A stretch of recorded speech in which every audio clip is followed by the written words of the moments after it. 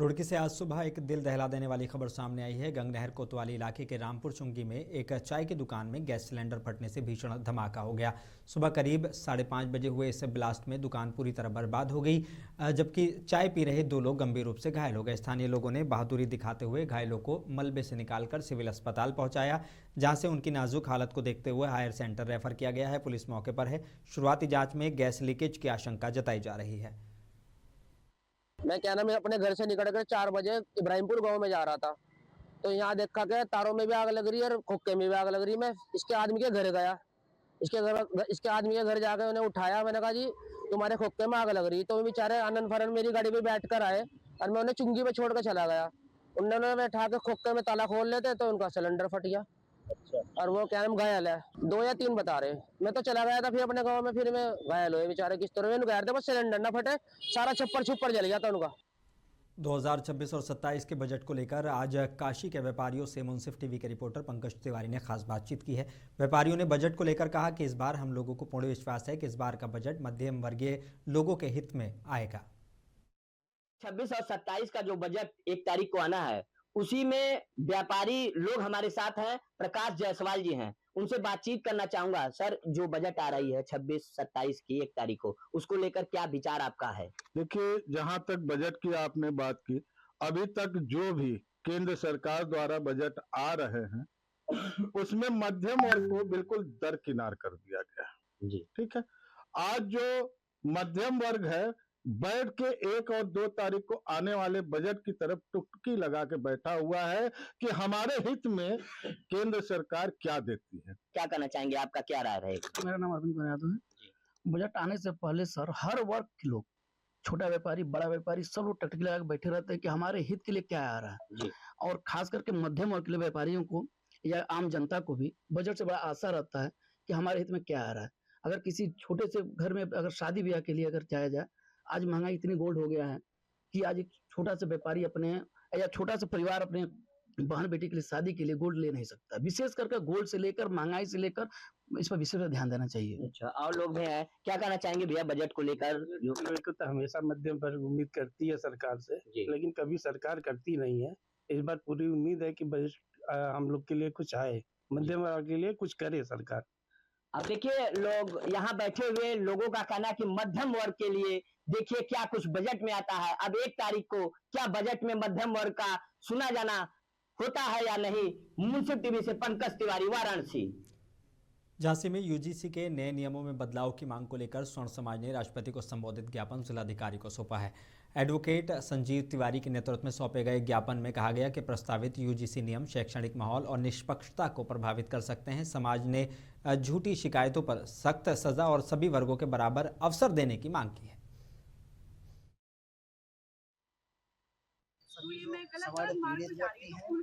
और आज जो यूजीसी सरकार ने लागू किया है, यूजीसी सेल ने लागू किया है, उसके विरोध में हम लोग ज्ञापन देने आए हैं। माननीय जिलाधिकारी महोदय के माध्यम से माननीय राष्ट्रपति जी को, देश के शिक्षा मंत्री को, यूजीसी सेल को, और मेरा ये मानना है कि ये बिल पारित नहीं होना चाहिए, इसको वापस लेना चाहिए। मैं केवल यूजीसी ने जो गाइडलाइन निकाली है, केवल मुझे किसी की भी समानता पे मतलब किसी का भी शोषण करने का अधिकार नहीं है। ना मैं चाहती हूँ कि हमारे समाज पर कोई शोषण करे, ना हमारा समाज किसी और के समाज पे शोषण करे, क्योंकि जो अपराधी होता है उसकी कोई जाति नहीं होती है। जब इंसान को शोषण करना होता है ना, वो शोषण करता ही है। ये जरूरी नहीं है कि समाज सामान्य वर्ग का ही शोषण करे। लखीमपुर खीरी में यूजीसी से जुड़े प्रस्तावों के विरोध में हिंदू संगठनों और स्वर्ण समाज का बड़ा प्रदर्शन देखने को मिला। धोरेरा के खमरिया पंडित में हजारों लोग सड़क पर उतरे और यूजीसी के फैसलों को समाज और शिक्षा के खिलाफ बताया। प्रदर्शन के बाद प्रतिनिधिमंडल ने एसडीएम को राष्ट्रपति, राज्यपाल और मुख्यमंत्री के नाम ज्ञापन सौंपा और चेतावनी दी कि मांगे नहीं मानी गई तो आंदोलन और तेज किया जाएगा। जमीनी स्तर पे कोई लड़ने के लिए तैयार नहीं है। केंद्र सरकार से हमारी मांग है, ये जो काला कानून सरकारें ला रही है इसको वापस करे। हमारे छात्रों के साथ ही अन्याय हो रहा है। हम लोग यहाँ से दिल्ली तक कूच करेंगे। हमारी विधानसभा, हमारा पूरा जिला सवर्ण बाहुल्य जिला, हमारी विधानसभा ब्राह्मण विरोधी पूरा सवर्ण विरोधी सरकारें हैं। हमारा प्रशासन से, सारे जनप्रतिनिधि से, माननीय विधायक जी, माननीय सांसद जी, सबसे अनुरोध है कि जमीनी स्तर पर हमारे साथ आकर जमीनी पर बैठे और हमारी लड़ाई में हमारा साथ दें। उत्तर प्रदेश के लखीमपुर खीरी से एक बेहद दर्दनाक और गंभीर मामला सामने आया है। दुष्कर्म की शिकायत में कथित लापरवाही पुलिस की तरफ से और तहरीर बदलवाने और आरोपियों के नाम के हटाने के आरोपों से आहत एक किशोरी ने घर में मौत को गले लगा दिया। परिजनों का कहना है कि इंसाफ नहीं मिलने और दबाव के चलते बच्ची मानसिक रूप से टूट गई थी। घटना के बाद गांव में भारी पुलिस बल तैनात है। वहीं कई संगठनों में आक्रोश है। भाजपा विधायक विनोद शंकर अवस्थी ने दोषियों पर सख्त कार्रवाई और निष्पक्ष जांच की मांग की है।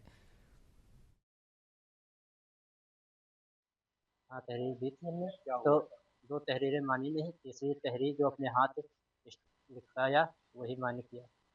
अपने हाथ से पुलिस ने लिखवाया? हाँ, तहरीर बदलवाई गई? तहरीर बदलवाई गई। नाम निकलवाने की बात? हाँ, नाम लिखवाने की बात। तो फांसी कब लगाई? फांसी आज लगभग 6-6:30 बजे लगभग। परेशान थी? हाँ, परेशान, रात भर रोई है और हमने चाय पीने को कहा था तो चाय नहीं पी थी। इसके बाद में खाना खाई है या नहीं खाई इसके बारे में जानकारी हमें नहीं इसकी मम्मी। इसी सब चीज़ों से परेशान होकर? हाँ, इसी से परेशान होकर आत्महत्या कर ली। खोलने की बात? हाँ, वो कुतवाल साहब वहाँ पर बैठे थे, कहने कुतवाल साहब वहाँ कहने लगे कि हम जानते हैं कि जितना चाल चलन है असली रिकॉर्डिंग हमारे पास रखी है वो सब कुछ रखा है। अयोध्या से बड़ी खबर है। सपा जिला पंचायत सदस्य राजा मान सिंह के सहयोगी उपदेश यादव के फर्जी जमानत पर जेल से बाहर आने का सनसनीखेज मामला सामने आया है। जमानत में फर्जी दस्तावेज और नकली मोहर का इस्तेमाल हुआ। खुलासे के बाद एसएसपी ने जांच के आदेश दिए। सीओ अयोध्या को जांच सौंपी गई। पुलिस ने बस्ती जिले के 5 फर्जी जमानतदारों को गिरफ्तार किया है। इस संबंध में सीओ अयोध्या से एक जांच कराई गई।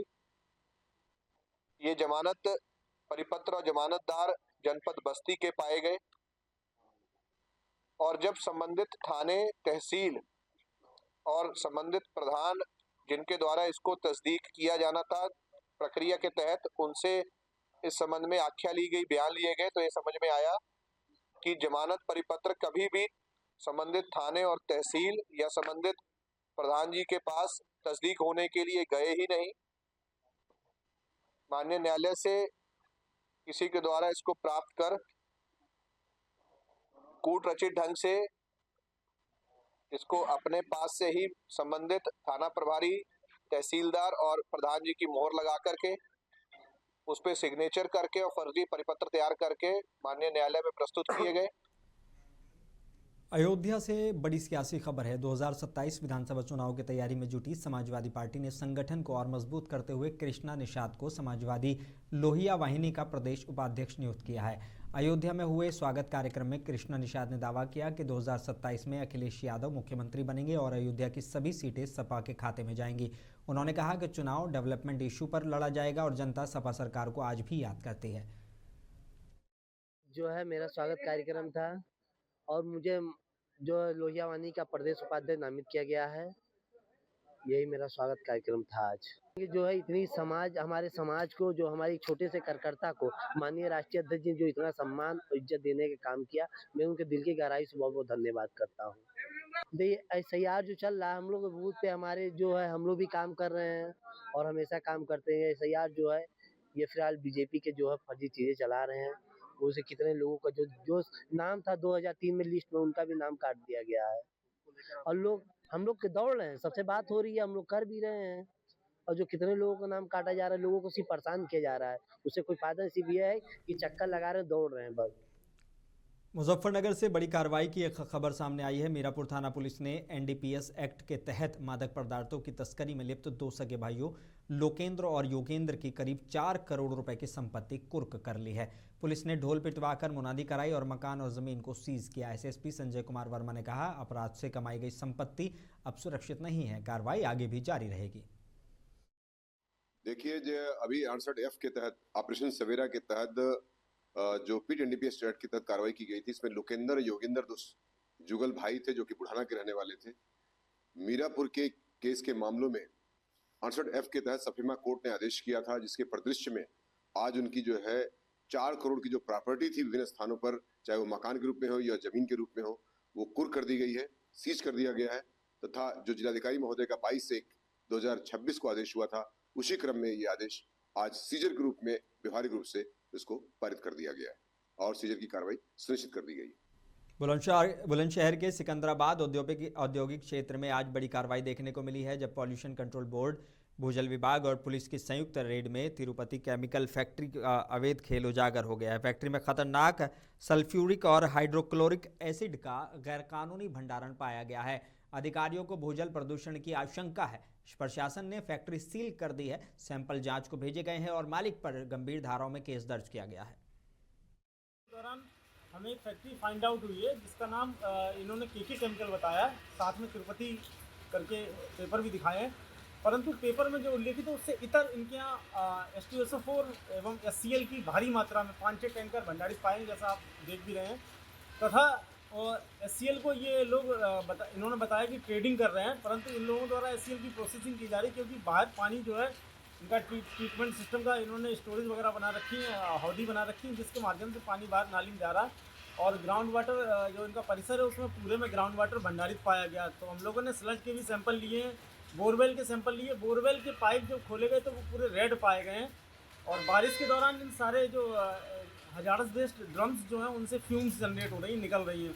तो ये बहुत हजारस टाइप की इंडस्ट्री है। इनके द्वारा अनाधिकृत रूप से निश्चित ही HCl और H2SO4 का विक्रय भंडारण किया जा रहा है, जो कि ग्राउंड वाटर कंटामिनेशन में बाई पर्कुलेशन मेथड जो है वो कार्य कर रहा है।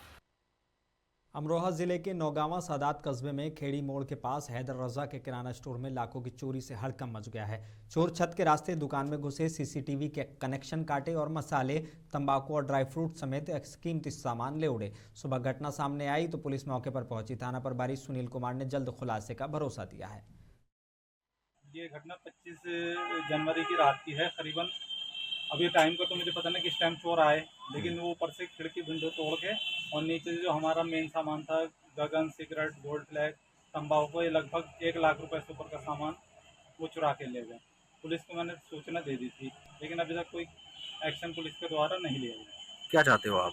मैं बस ये चाहता हूँ मेरा माल बरामद हो जाए, समझे, जो मेरा नुकसान हुआ इसकी भरपाई हो जाए।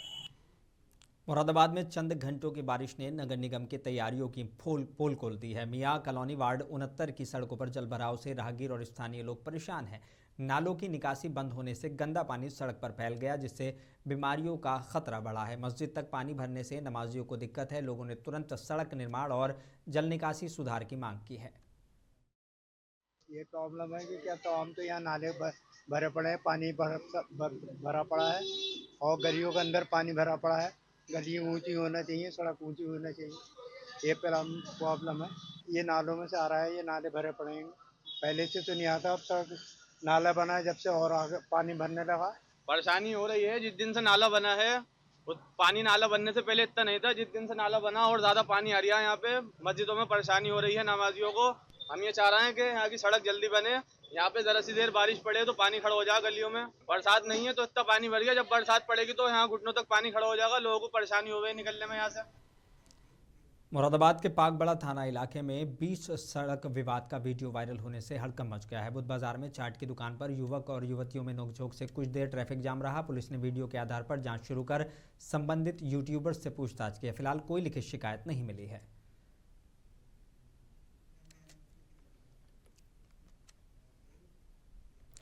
और उत्तर प्रदेश के शाहजहांपुर में जिलाधिकारी धर्मेंद्र प्रताप सिंह ने जनता दर्शन में एक नई और असरदार पहल शुरू की है। सुबह 10 से 12 बजे तक फरियादी सीधे डीएम से रूबरू हो रहे हैं, जबकि संबंधित अधिकारी लाइव वीडियो कॉन्फ्रेंसिंग से जुड़े रहते हैं। इससे शिकायतों का इंस्टेंट ट्रांसपेरेंट समाधान हो रहा है और जनता को दफ्तरों के चक्कर नहीं लगाने पड़ रहे हैं। कुशीनगर से बड़ी खबर है। कैबिनेट मंत्री डॉक्टर संजय निषाद के स्वागत के दौरान बड़ा हादसा हो गया। तुमकोहिराज थाना इलाके के लबनिया चौराहे पर स्वागत में खड़े बुलडोजर को एक ट्रक ने टक्कर मार दी, जिससे बुलडोजर पलट गया और कई कार्यकर्ता गंभीर रूप से घायल हो गए। अफरा तफरी के बीच घायलों को निजी अस्पताल में भर्ती कराया गया। मंत्री संजय निषाद खुद अस्पताल पहुंचकर घायलों का हालचाल लेते नजर आए।